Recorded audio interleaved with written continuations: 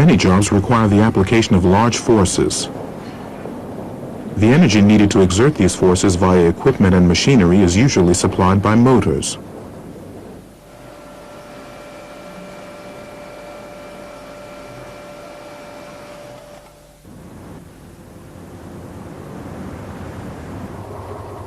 But the energy provided by a drive unit is often in a form not suitable for directly powering the working elements. This diesel drive shaft, for example, can't operate the dumper directly. An electric motor can't directly operate this press. The energy must first be converted into a usable form and then, of course, transmitted to the working location.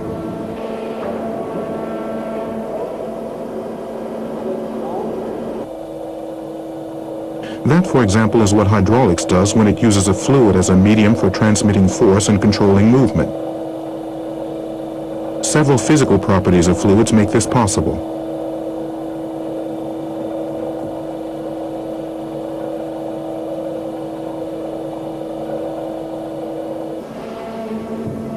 Here are the most important advantages of hydraulics. A considerable force can be transmitted in carefully measured amounts, as with this press.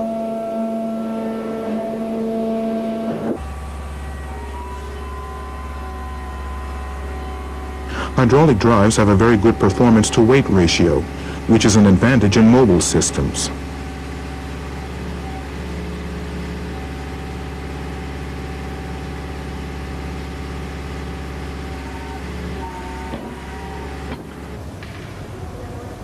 So things can be positioned very precisely, which is very important in the case of elevators or lifts.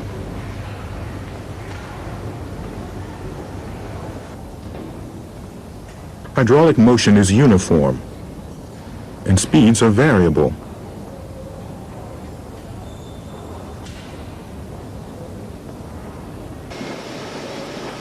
As in this sawing machine, in which the advance stroke is slower than the return stroke.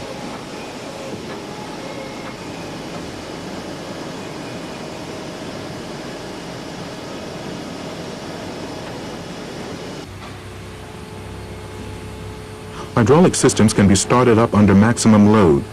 This is important, for example, in platform lifts. Effective overload protection is also easy to implement.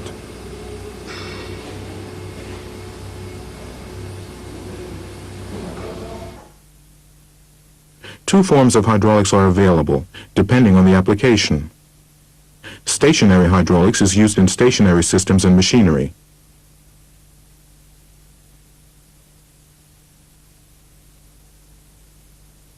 Mobile hydraulics is used in construction, vehicles, and aircraft. But the physical laws involved are the same in both forms.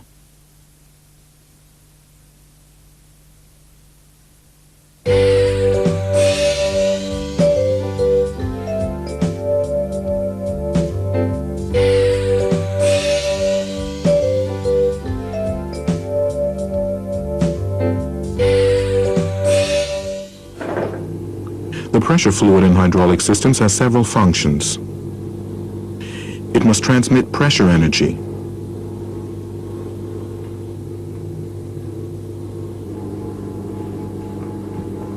And it must also serve as a lubricant for moving parts in the system, while at the same time protecting metal parts from corrosion.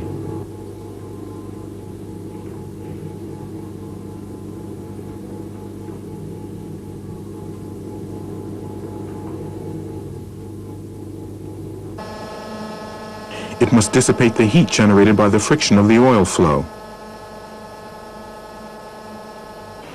And finally, the pressure fluid carries away abraded particles from the surface of moving parts, which are then collected in a filter. Fluids have various properties that must be taken into consideration when they are used under pressure.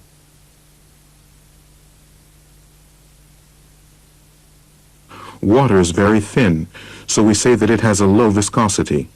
It provides no protection against corrosion and has almost no lubricating properties. This means that if it is not part of a mixture, it is not suitable as a hydraulic fluid. In general, mineral or synthetic oils are used in hydraulic systems. This is an oil with low viscosity. And here we have an oil with high viscosity, or in other words, a viscous oil. Additives can change the physical properties of hydraulic oils. So by adding substances to oil, it can be made suitable for a particular hydraulic application. Incidentally, unlike air, hydraulic oils can be compressed only minimally, about 7% by volume. That's one of the reasons why hydraulic systems can work so precisely.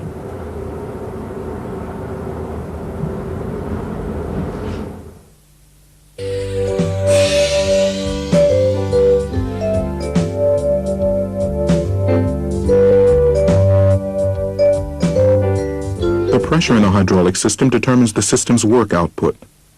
This pressure is created when a force is applied to a surface. The formula for this is pressure P equals force F divided by area A. If pressure is applied to a fluid in a closed system, the same pressure is present at every point in the system. Or in other words, the fluid is under the same amount of pressure everywhere in the system. This phenomenon was discovered in the 17th century by Blaise Pascal and formulated in what is called Pascal's law. An experiment will demonstrate this. The same pressure is present in all of these tubes, as we can see by the height of the fluid level.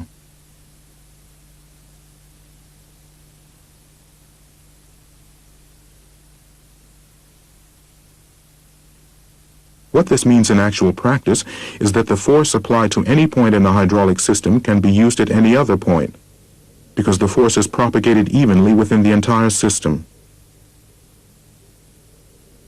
In effect, the fluid acts like a mechanical piston rod.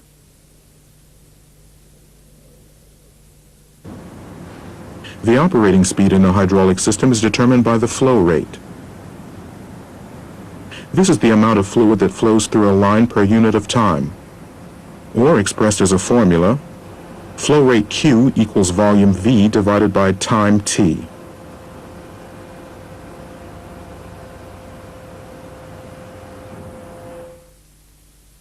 If it takes about 10 seconds to fill this 2-liter container, then the flow rate is 12 liters per minute, or 0.2 liters per second.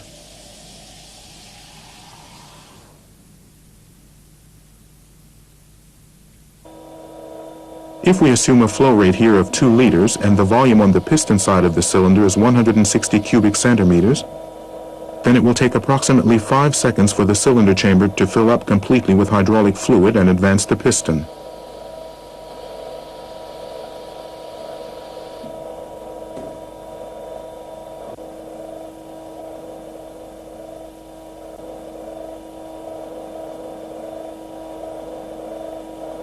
At a rate of 4 liters per minute, the piston advances at twice the speed.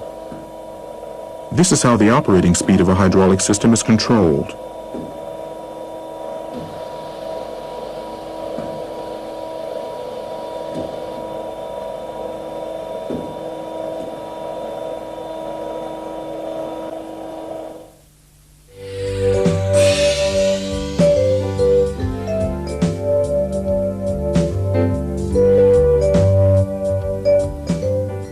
We've seen how the propagation of pressure in a closed system can transmit force.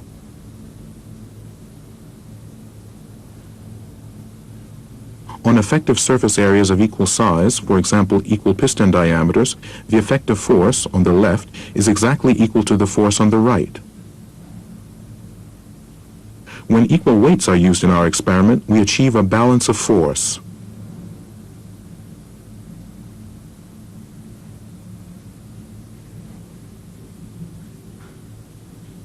But if the ratio of the effective surface areas is, for example, 1 to 3, 3 times the load on the right can be supported.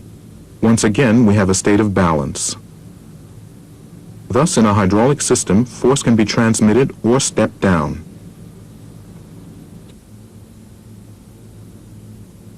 The same applies to displacement.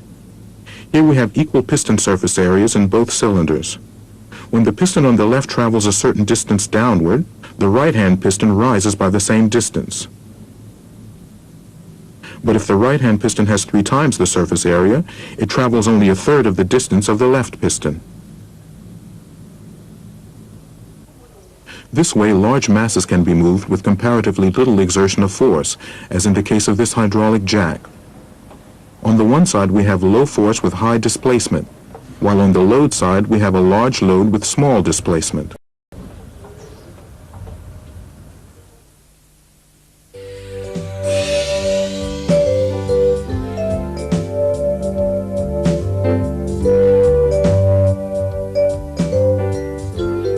The pressure in hydraulic systems can also be transmitted. In our example, a pressure of 50 bar is applied to the left side of the cylinder. This exerts a force which, of course, also acts on the right side. But since the piston surface on the right side is only about half as large, which we'll discuss in just a moment, the resulting pressure is approximately twice as high, that is, about 90 bar.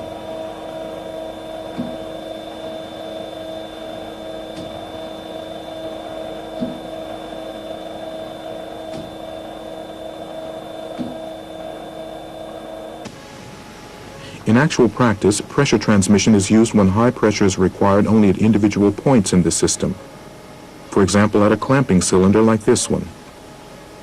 This can eliminate the need for an expensive high-pressure system.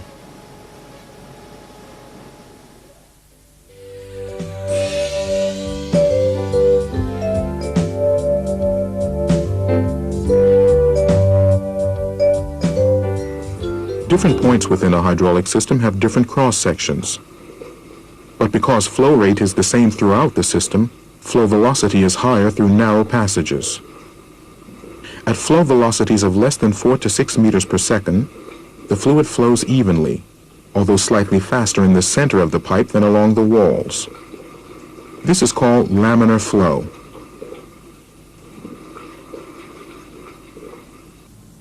In a narrow passage, called a throttle, flow velocity is higher. This causes turbulence and loss of pressure. The higher the flow velocity, the lower the pressure. Our experiment shows this clearly. The lowest water column is over the narrow passage in the middle tube, which means that pressure is lowest at this point. In extreme cases, pressure can drop so drastically that it creates a partial vacuum. This causes bubbles to form from air dissolved in the hydraulic oil. The sudden rise in pressure that occurs when the passage widens again causes the bubbles to collapse, tearing out tiny particles from the material at the transition point. This in turn causes material fatigue or even breakdown. This effect is called cavitation. In practice, these phenomena occur primarily in the bores of components and at the control edges of valves. Every place where there is a change in cross-section. The sudden compression of the gas bubbles when pressure rises again causes high temperatures. If these temperatures exceed 830 degrees centigrade, it can cause spontaneous combustion, as happens in a diesel engine. This leads then to small shock waves throughout the system and premature aging of the hydraulic oil.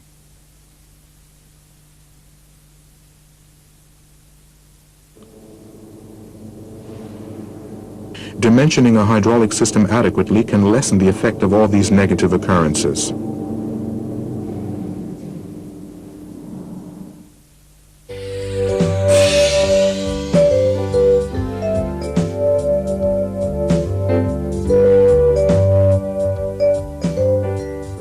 A hydraulic system gets its energy from an external source. For this jack, the source can be a person.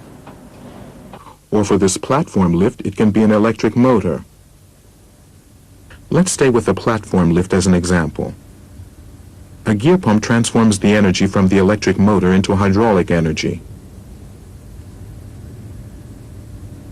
The transmitting medium for this energy is the hydraulic oil. The actual working component, the plunger of the platform lift, is the piston of a hydraulic cylinder. But for all this to work, a hydraulic system needs a so-called power control section. This component is made up of valves with differing functions.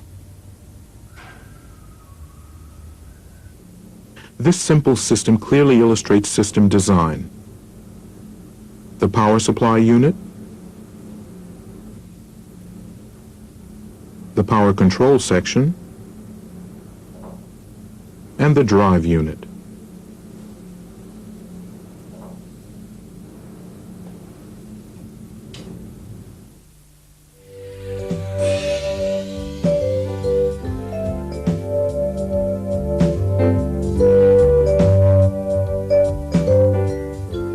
In the power supply unit, mechanical energy is converted into hydraulic energy, and the hydraulic fluid is conditioned. The main components in this unit are the drive motor, the safety valve, the oil reservoir, and the pump. This is an external gear pump. It creates a continuous flow of fluid. And this is how that's done. The suction chamber is connected to the oil reservoir. When the two gear wheels turn, the volume of the chamber increases slightly whenever a tooth leaves a gap. This creates a partial vacuum in the suction chamber, which then causes the oil to be drawn out of the reservoir. Oil is transported between the gear teeth along the chamber walls to the pressure chamber. The intermeshing teeth prevent the oil in the middle from flowing back. The oil now flows from the pressure chamber into the line, where it is displaced by the oil being supplied continually from the gear wheels. Initially, the pump doesn't create pressure, but only a fluid flow.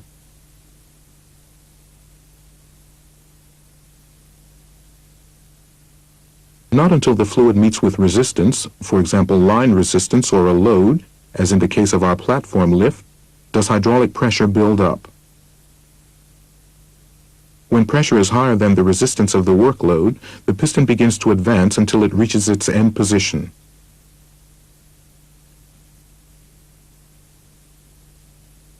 If the pump continues to supply fluid and pressure continues to rise, something will eventually have to give. Either the line will burst, or the pump or cylinder will be damaged. This is prevented by a pressure relief valve, which is set to the maximum pressure of the pump. It doesn't open until this pressure has been reached, at which time it channels the hydraulic oil back to the reservoir. It's usually combined with a pressure gauge to form a unit. This external gear pump generates a constant flow rate. So what we have here is a constant action pump system.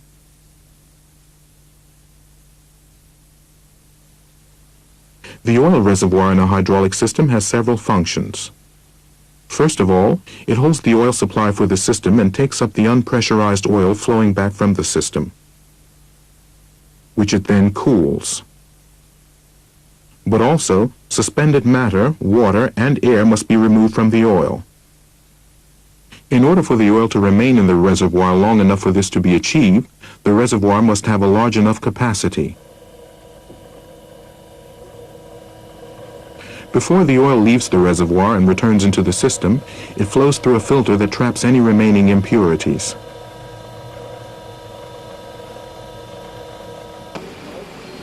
About 70% of all malfunctions in hydraulic systems are due to impurities in the oil. This is why it's so important to service the filter unit regularly. Incidentally, there are filters in the suction line, or in pressure lines, or in the return line.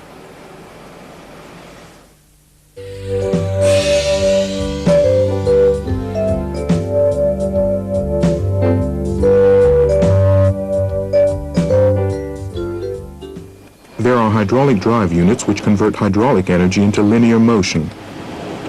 These are the cylinders.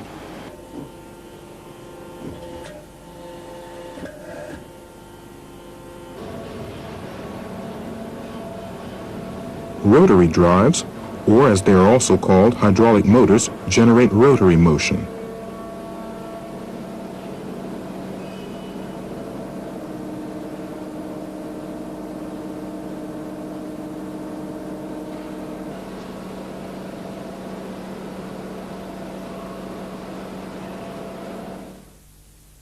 Let's look first at hydraulic cylinders. The single-acting cylinder. This is a single-acting cylinder and its circuit symbol. It has one port for a working line. And this is how it works. When oil flows into the chamber, working pressure builds up and the piston advances. The cylinder can do work in only one direction. Even when oil pressure drops, nothing happens. The piston doesn't retract until an external force is applied. Incidentally, the piston doesn't seal off the two cylinder chambers from each other 100%. This is why over time some oil does get into the unpressurized chamber. This oil then flows back to the reservoir via a leakage oil line.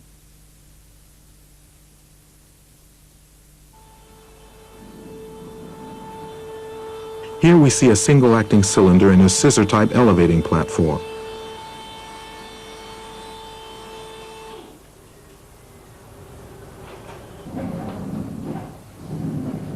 The return stroke is powered by an external force, in this case the weight of the platform. But there are also single-acting cylinders with spring return. This cylinder, which creates contact pressure as it advances, is returned by a spring.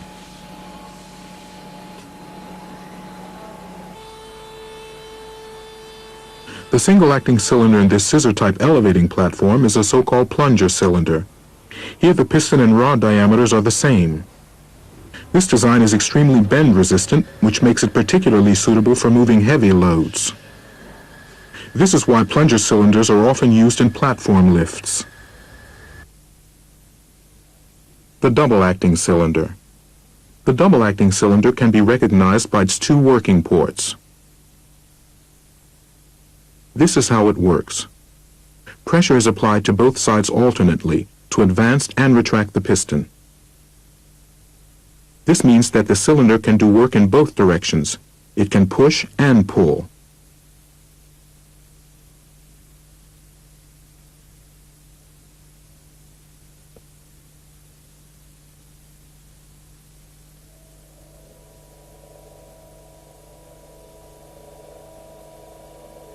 The cylinder retracts faster than it advances.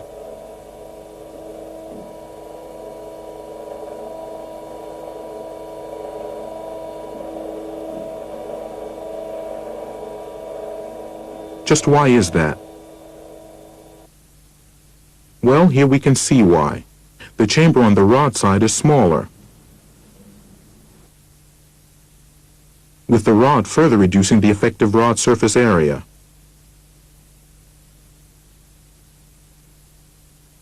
In actual practice, cylinders are often used in which the ratio of the two piston surfaces, and thus of the chamber volumes, is precisely set at 2:1. Such cylinders are called differential cylinders. From this we can derive the following. If force F1 equals P times A, and force F2 equal P times A over 2, then the force on the return stroke is equal to half that of the advance stroke. On the other hand, the flow rate being equal, half the chamber volume on the rod side is filled with oil in half the time, so the piston retracts at twice the speed. The flow rate of the discharged oil is also twice as high because double the amount of oil must be discharged in the same time. This causes back pressure to develop. These laws must be taken into consideration when choosing hydraulic cylinders.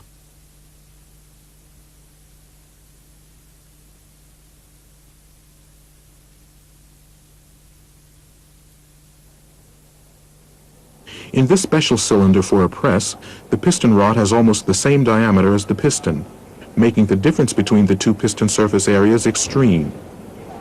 This means that a slow flow rate is sufficient for a relatively fast retraction of the piston. Varying piston speeds would be undesirable in this hydraulic steering mechanism because steering movements to the right and left must be at the same speed. For this reason, a balanced cylinder was used in this case. A balanced cylinder is one with a double-ended piston rod. An additional advantage of a rod like this is that it can move elements on both sides. A hydraulic cylinder with a long stroke and a relatively short length is the telescopic cylinder, which comes both as a single-acting and a double-acting cylinder. And now to hydraulic motors. Basically, they function just like hydraulic pumps, only the other way around. The hydraulic oil, which is under pressure, drives two intermeshing gear wheels. It flows along the chamber wall and becomes almost unpressurized because it only has to overcome line resistance as far as the oil reservoir. An important characteristic of hydraulic motors is the consumed volume V. This is the quantity of oil that the motor can take in one revolution. Rotational speed N is calculated from flow rate divided by consumed volume. Any calculations of hydraulic systems must always make allowances for leakage oil loss. This hydraulic motor, which drives the trolley of a gantry crane, converts hydraulic energy into mechanical energy in the form of rotary motion.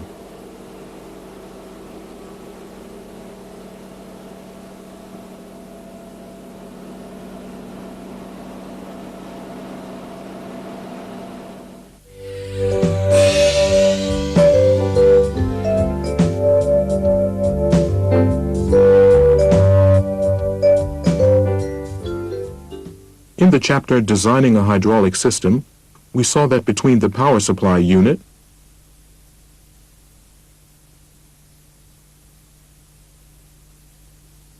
and the drive unit, the power control section makes sure that the system actually performs the functions for which it was designed.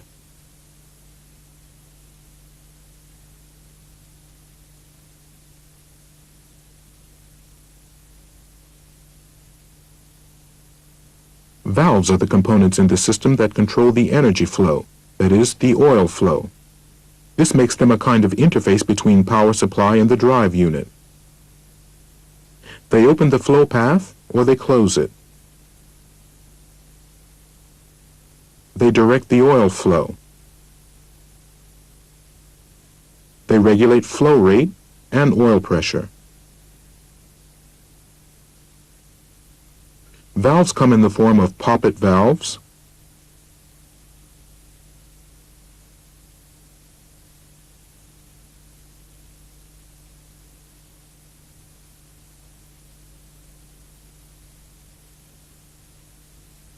and slide valves.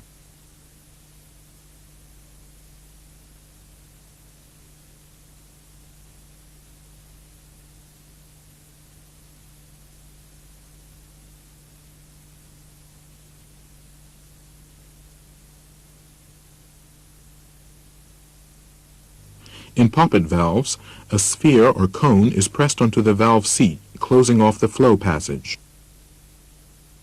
Poppet valves are tight sealing and designed mainly as 2- and 3-way valves.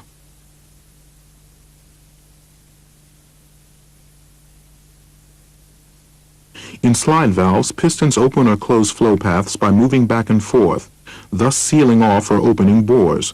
The piston needs a certain amount of tolerance, which is why this type of valve doesn't seal as tightly as poppet valves, so they're only used for pressure of up to 315 bar. Slide valves can open or close several flow paths at once.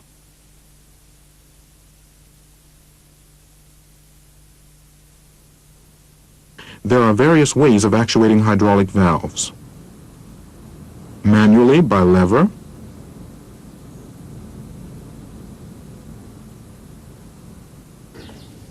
or by foot pedal,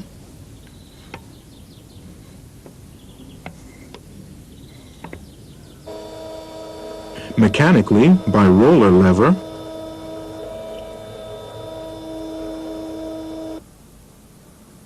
or by spring,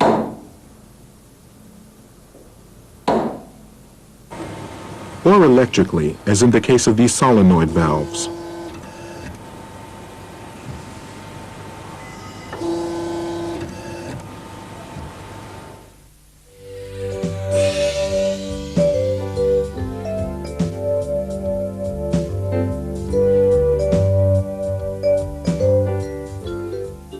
The function of directional control valves is to control the flow path of the hydraulic oil. This is a 2-2-way valve with its circuit symbol. It has 2 ports and 2 switching positions, which is where it gets its name. And this is how it works. In one of the 2 switching positions, the flow of hydraulic oil is blocked. In the other, it's opened.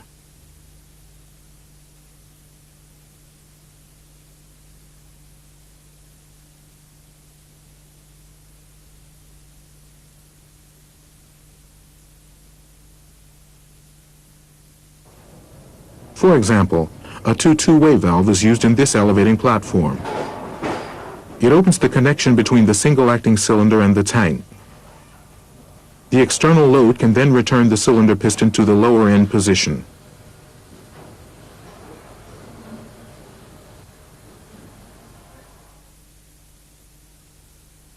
As its name says, a two-way valve also has two switching positions but three ports. For example, one to the pump, one to the drive unit, and one to the reservoir. In this valve, the port to the pump is blocked when the valve is in its normal position. When the valve is actuated, the hydraulic oil can flow to the cylinder. The piston advances. When the valve is released, the flow of oil is stopped. In our example, an external force presses the piston back into its retracted end position and the hydraulic oil to the reservoir, because the port to the reservoir is now open.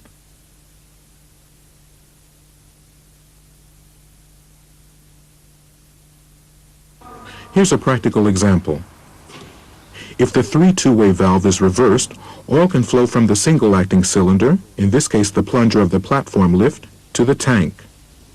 The cylinder retracts.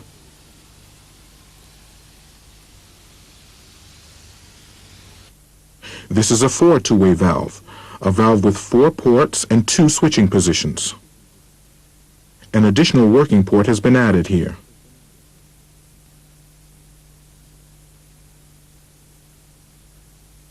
Depending on the switching position, a two-way valve directs the flow of pressure oil to one of the 2 working ports. This means that this valve can be used, for example, to control a double-acting cylinder.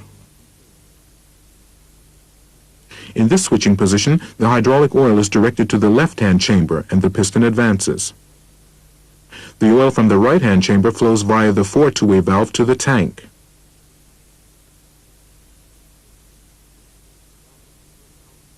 If the valve is reversed, both flow paths for the oil are reversed. The piston retracts again.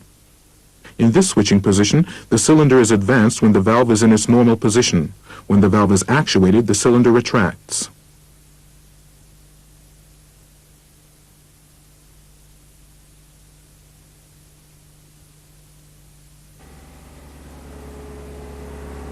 That's the case here, for example.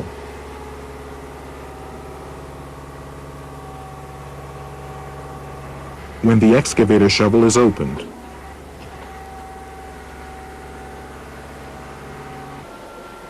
With this two-way valve, it's just the other way around. In its normal position, the cylinder is retracted. When it's actuated, the cylinder advances.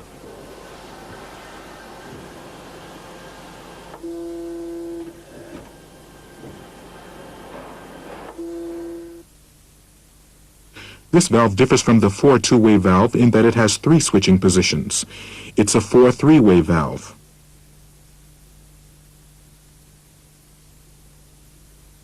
When this valve is in the mid-position, all of the ports are blocked, which means it has a positive piston overlap. This term describes what happens when the valve piston is in the mid-position.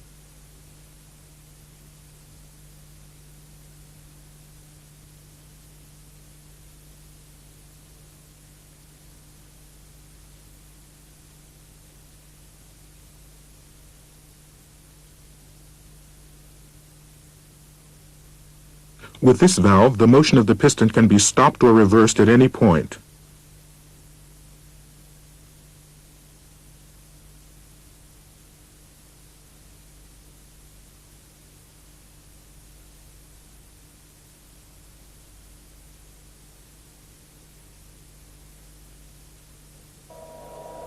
It can also stop a hydraulic motor and, of course, change its direction of rotation.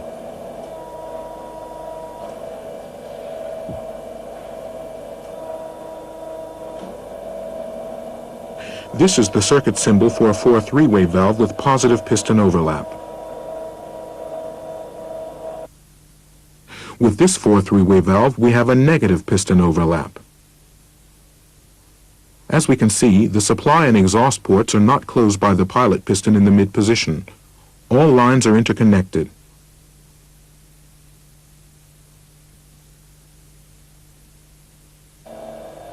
Negative piston overlap like this is needed, for example, when the piston of a double-acting cylinder is to be moved by an external force. This only works because the left and right-hand chambers of the piston are almost completely unpressurized. We can also have positive and negative piston overlap within one multi-position valve. The combination used is determined by the application.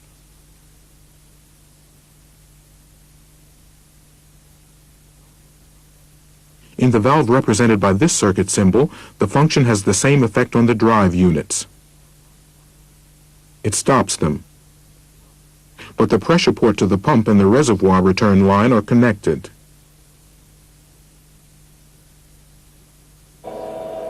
This means that when the 4-3-way valve is in the mid position, the pump doesn't have to build up any system pressure.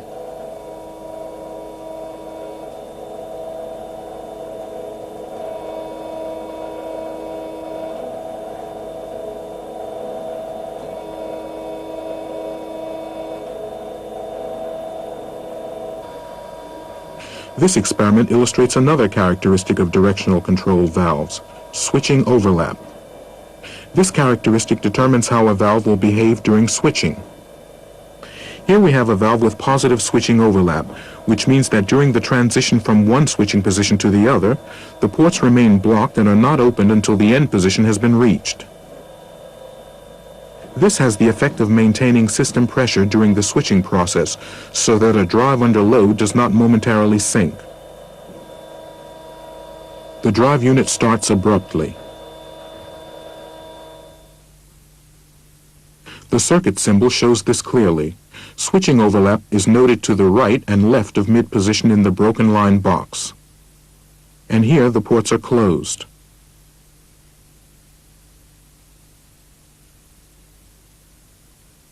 The case is different with negative switching overlap. During the switching process, all ports are briefly connected with each other.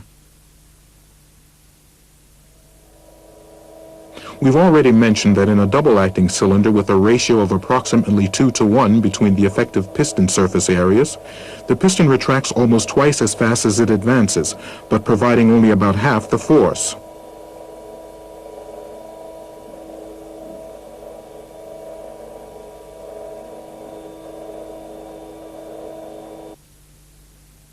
To make advance and retraction the same, a 3-2-way valve can be used to set up a differential circuit. The line to the piston rod chamber is not connected to the valve, as is normally the case, but is connected to the pressure line between the pump and valve. As we can see, this means that the rod side is always under full system pressure. When the valve is actuated, the pump builds up pressure in the left-hand chamber as well. The piston moves because the effective piston surface area on this side is larger than on the other. This causes additional oil to be pushed from the right-hand chamber into the left. So we get a higher flow rate consisting of the pump delivery and the recirculated oil.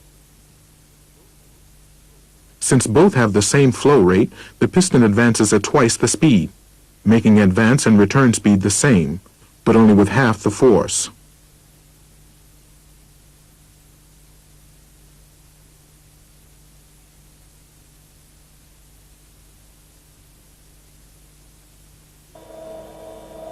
This is a differential circuit with a 4-3-way valve and mid-position bypass.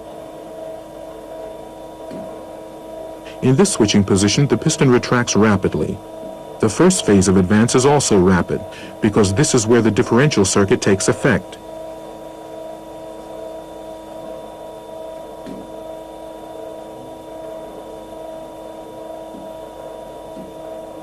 In the second phase, the piston continues to advance, but only half as fast.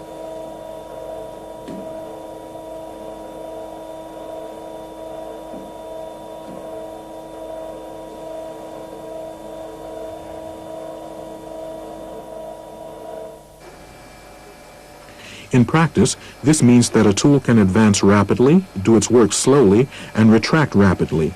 This shortens machine cycle times.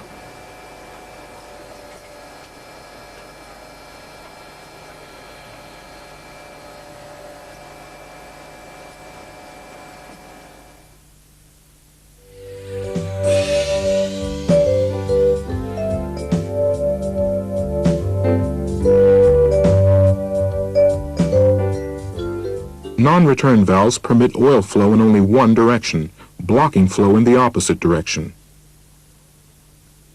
Because of the tighter seal of this valve design, non-return valves are always constructed as poppet valves. The shutoff element can be free or spring-loaded. When oil begins to move in the direction of flow, the cone is pushed off its seat and the oil passage opened.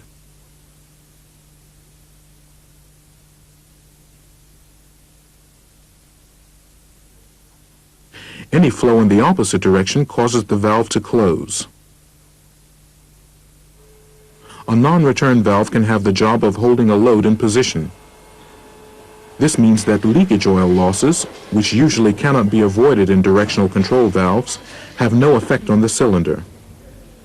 If a platform lift, for example, is in the advanced position, a non-return valve prevents the piston from gradually retracting.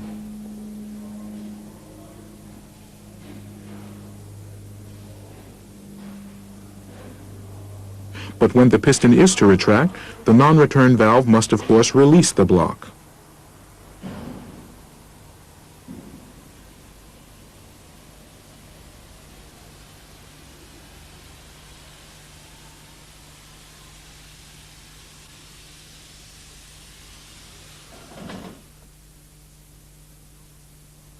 In a non-return valve with unlockable function, the non-return valve initially blocks the line in one direction.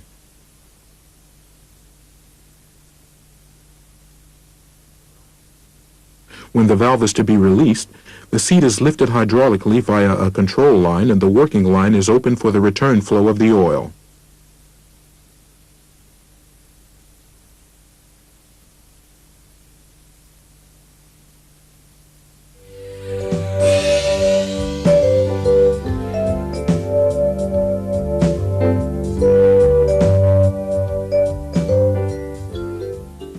Pressure valves control and regulate the hydraulic oil pressure in a complete system or individual sections. There are two types of pressure valve, the pressure relief valve and the pressure regulator. A pressure relief valve prevents oil pressure from exceeding a predefined limit. And this is how it functions.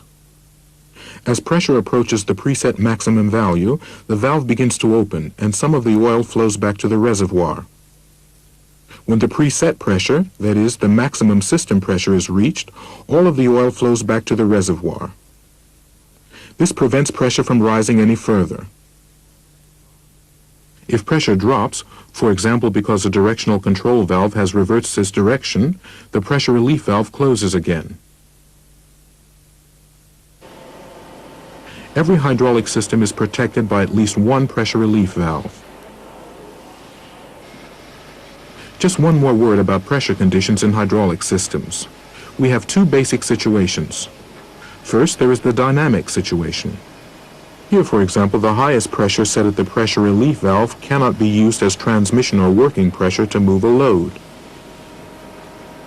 The reason is that when the oil flows through valves and pipelines, there could be a loss of pressure. The loss can be as high as 25%. However, a dynamic situation can end up as the other type of situation, the static situation, when the piston of a cylinder has reached its end position.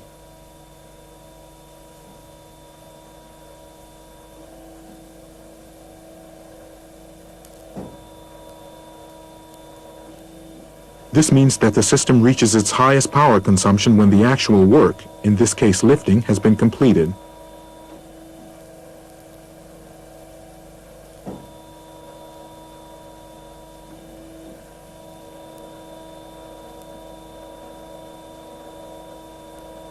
But in a static situation, a hydraulic system can achieve its greatest force, because in this case, for example for clamping, the pressure set at the pressure relief valve can be most fully effective. The pressure regulator. If a system has two drive units that are to exert different amounts of force and thus require different pressures, a pressure regulator can limit the pressure for one drive to a lower value.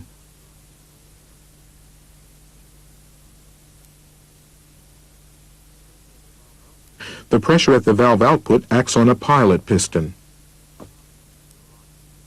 When pressure rises, the pilot piston is moved against the force of the spring shortly before it reaches the set value. Under certain conditions, this could happen while the piston is still moving in the cylinder. When the piston has reached its end position, the pressure continues to rise. This has the effect of the pilot piston closing off the pressure line completely, making it impossible to exceed the value set at the pressure regulator.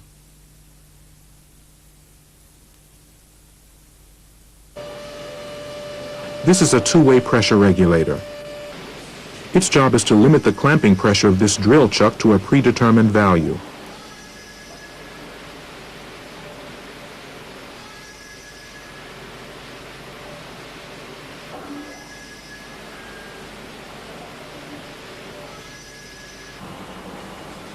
If we were to use a two-way pressure regulator in this machine, changes in pressure would occur during the cutting of the thread. This, of course, would not be desirable. So we combine the function of a two-way pressure regulator with that of a pressure relief valve to form a three-way pressure regulator that keeps pressure constant during the work process.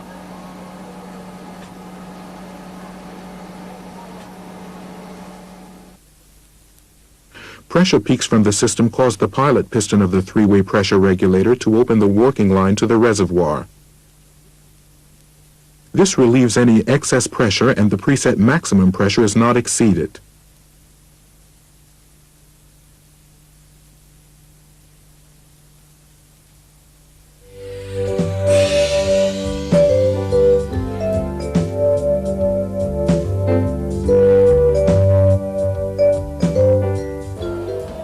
Flow control valves, in conjunction with the pressure relief valve, control the working speed of hydraulic drive units. This combination controls the flow rate, which is the decisive factor in setting working speed.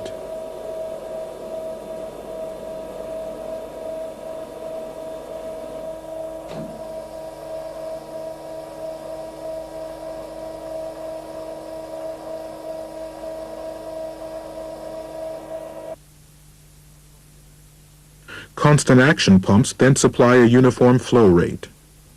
This means that a reduction of the cross-section alone would only lead to an undesirable increase in the speed of flow and, of course, to an increase in pressure upstream of the throttle point. But the flow rate remains unchanged.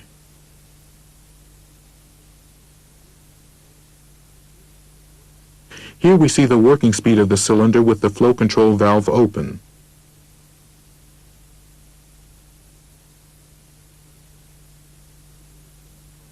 If the restrictor causes an increase in resistance, the pressure rises prior to this. The pressure relief valve begins to open, which causes the fluid flow to be divided. One part flows to the cylinder, the other back to the reservoir.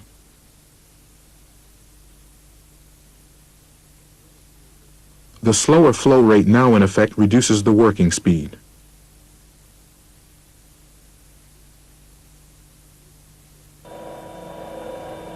Here we see yet another effect of the flow control valve. The greater the load, the slower the advance.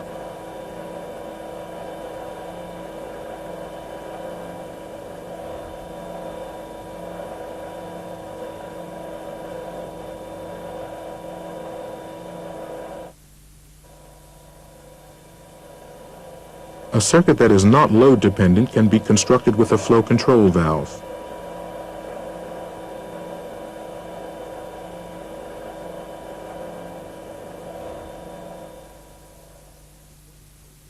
A flow control valve consists of an adjustable restrictor and a regulating restrictor. The desired flow rate, and with it the desired piston speed, is set at the adjustable restrictor. As the load increases on the output side, the pressure there rises. This pressure acts together with the spring on the regulating restrictor, which then opens, compensating for the increased resistance. When this happens, the increased output pressure does not affect the pressure relief valve, which would result in an undesirable change in flow rate.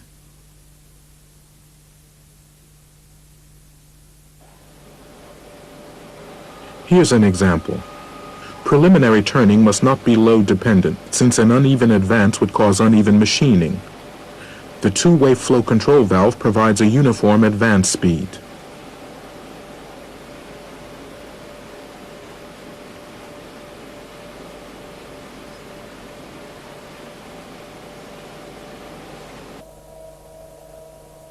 There are two ways to control the flow rate. Here we see control of oil supply. Restricting the flow in the supply line for advancing the piston causes the oil to heat up, but warm oil reduces the precision of piston motion in the cylinder.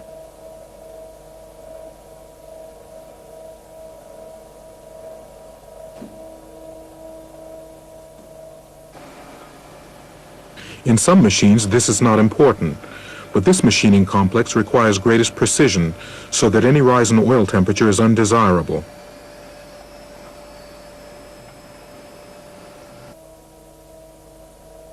So in a case like this, it's better to restrict the flow in the exhaust line.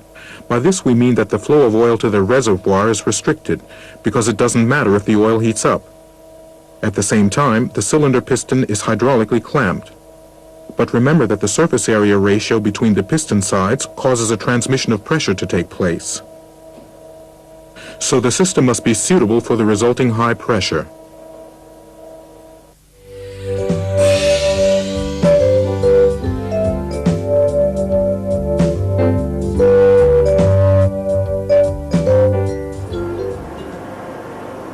No matter how simple or complex a hydraulic system is, the principle is always the same.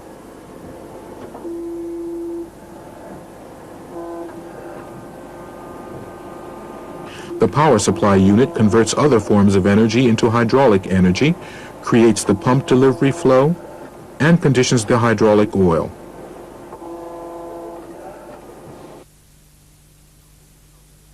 This is how that looks when represented with circuit diagram symbols. Starting on the left, the pressure gauge, and beneath it the pressure relief valve that has been set to the nominal pump pressure, and the pump with motor and filter. Beneath that is the tank. At the top is the adjustable pressure relief valve for system pressure. Here is a simplified diagram of power supply and pressure relief valve for system pressure, together with reservoir.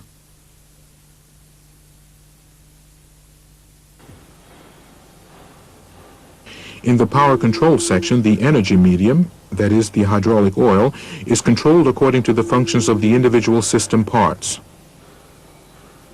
Direction of flow, pressure, flow rate. These are the jobs performed by valves. Directional control valves, pressure valves, flow control valves, and non-return valves. And this is a representation of a power control section in a circuit diagram. As you can see, the return lines to the tank are indicated by a symbol at the appropriate valve, but not fully drawn.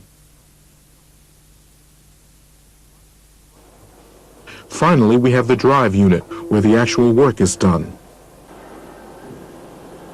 But what we have here basically is another energy conversion, from hydraulic energy into mechanical energy. With the drive unit, our circuit diagram is complete. It provides precise information on the design and function of the system, just as clearly and simply for a complex system as for a simple one.